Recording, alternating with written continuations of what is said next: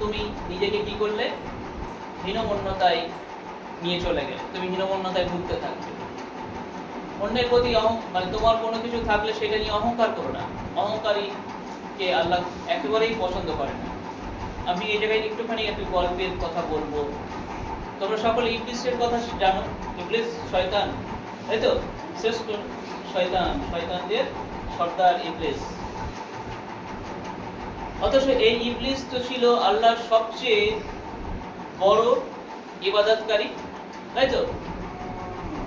বলছে বিশ্ব ব্রহ্মাণ্ডের কোনো জায়গা ছিল না নাকি যেখানে ইবলিস সেজদা দেয়নি বা সেজদা করেনি আল্লাহর উদ্দেশ্যে, জানা আছে সকলে।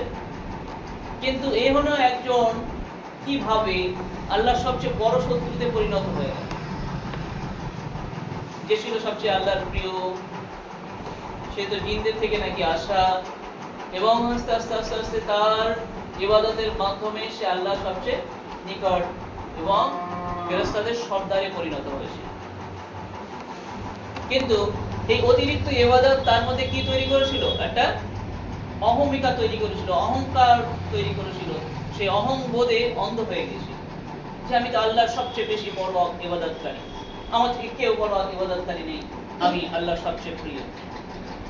একদিন যখন আদমকে সিজদা করতে বলা হলো, তখন সে আল্লাহর সেই নির্দেশ কি করলো? অমান্য করে ফেলল। বিশাল বড় একটা কি কাজ করতে বলেছিল ইবলিসকে আল্লাহ। খুব কঠিন কাজ ছিল, খুব শক্ত কাজ ছিল, খুব কষ্টের কাজ ছিল, কিচ্ছু না। আল্লাহ তাকে একটা নির্দেশ দিয়ে তার প্রমাণ করতে চাইলো বা দেখতে চাইলো তার মধ্যে অহংকার বোধ এসছে কিনা। তুমি যদি অহংকারী হয়ে যাও, তুমি জেনে রাখবে তোমার পতন